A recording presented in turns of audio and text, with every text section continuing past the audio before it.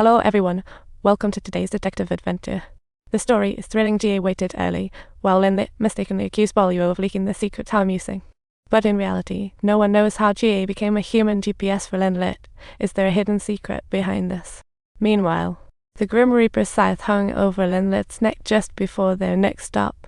Suddenly, a giant rock fell, nearly crushing Linlet. As she was in shock, GA strolled over calmly.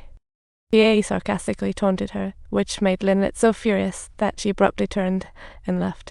But as she watched GA's back, she was definitely thinking about more than just him.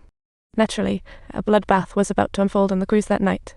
After dinner, Bolio was exhausted, so he went back to his room for some well-deserved rest, while others stayed in the lounge playing cards. But out of nowhere, GA popped in.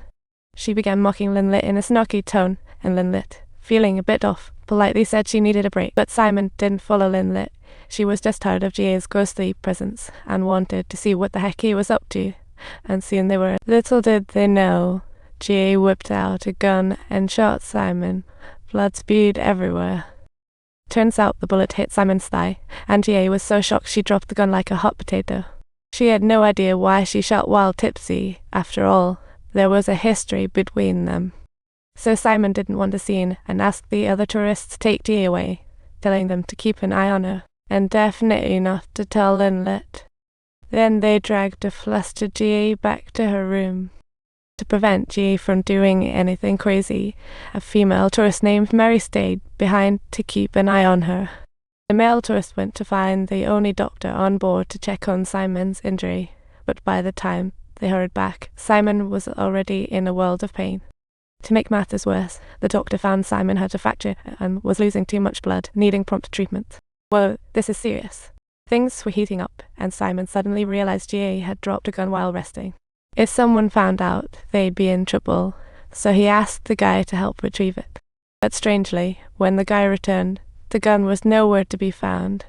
Next day, people learned the gun was taken by the killer, turned it into a murder weapon, victimizing Linlet. Last night, Linlet was shot in the head. Bolio and the doctor rushed to check, confirming no struggle before her death. Bolio deduced that Linlet was killed in her sleep, and the time of death was less than 8 hours ago.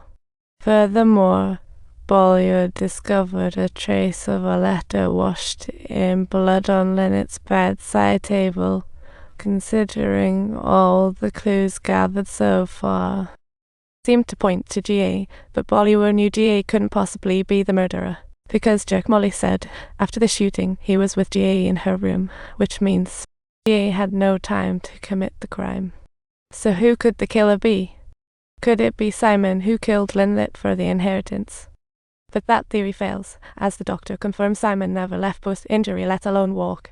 Bollier then further inquired about the specific duration of the time gap between the doctor's visits last night, and at that moment, the man revealed to Bollier that the time gap between the 2 visits was only 5 minutes long.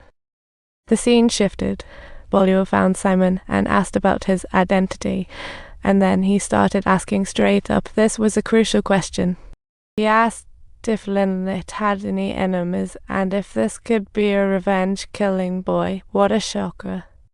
Simon said no, meaning anyone on the ship could be the killer, even though it was a slight lead.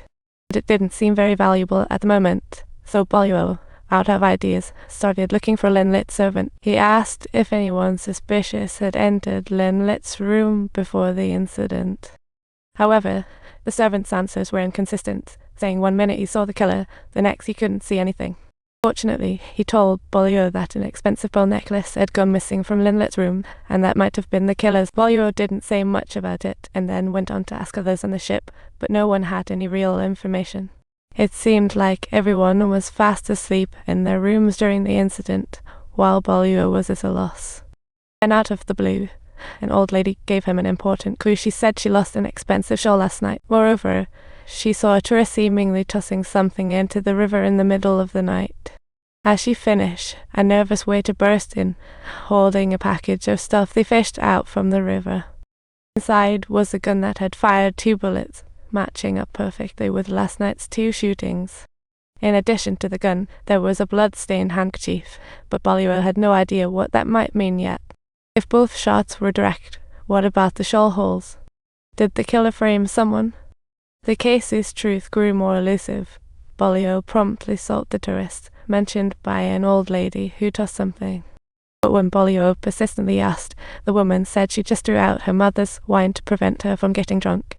After talking, Bolivar confirmed she wasn't a suspect, leaving no lead, and the case stayed at a standstill.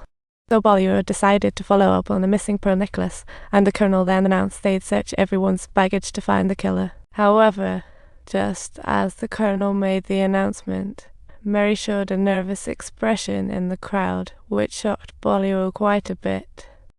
But Mary denied stealing the necklace. Her cousin has a theft habit, can't resist nice things. Mary assured Bolivar